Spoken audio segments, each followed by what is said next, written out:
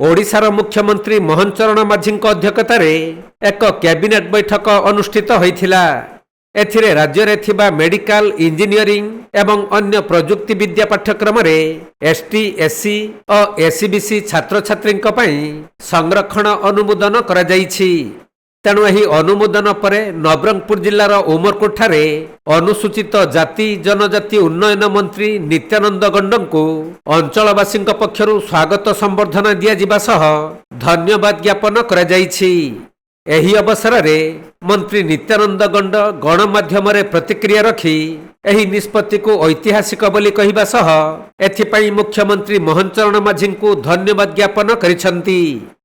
देखंतु गत एप्रिल 4 तारिख रे राज्य कैबिनेट रे गोटे ऐतिहासिक पदक्षेप निया जाइछि।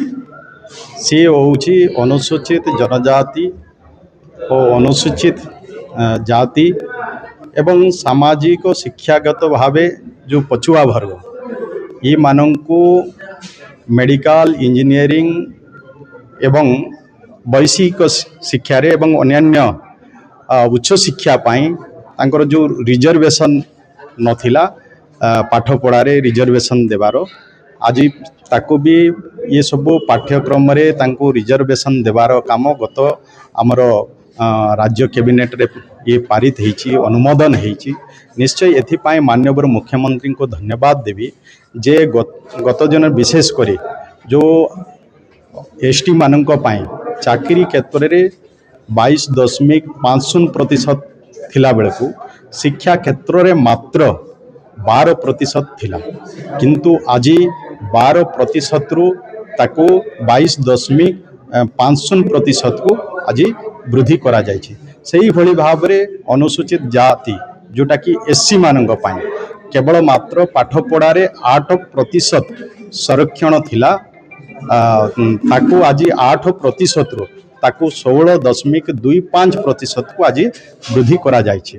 आमे आउ भी देखिबा जोटा कि सामाजिक एवं शिक्षागत भावे जो माने पछुआ वर्ग तांकर संरक्षण नथिला, आज आम सरकार आसिला परे एससीबीसी मानंकु भी आज आमे 11.25% आज आमे तांको संरक्षण देवार आज व्यवस्था करिछे।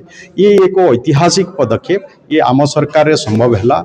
आम सरकार गोटे प्रतिबद्धता एथिरे देखैछंती। आमे कहिथिले कि आमे एसटी एससी एवं एससीबीसी को आमे मेडिकल हो इंजीनियरिंग हो एवं टेक्निकल एजुकेशन एवं अन्यान्य हायर एजुकेशन मानकरे आमे तांको रिजर्वेशन दबु एवं सेमानंको भी समाज रो मुख्य स्रोत रे सेमान केमती शामिल हेबे सेथिपाई हमर प्रतिबद्धता थिला। आज आमे ताको सफल करि पारिछे, सेथिरे सफल हेई पारिछे, एमान को देइछु एवं निश्चय ये बहु दिनर दाबी आज आम सरकार रे प्रतिफलित हेई पारिछे। नवरंगपुर जिल्ला रो कृष्णा साहुंकर रिपोर्ट कोणार्क लाइव।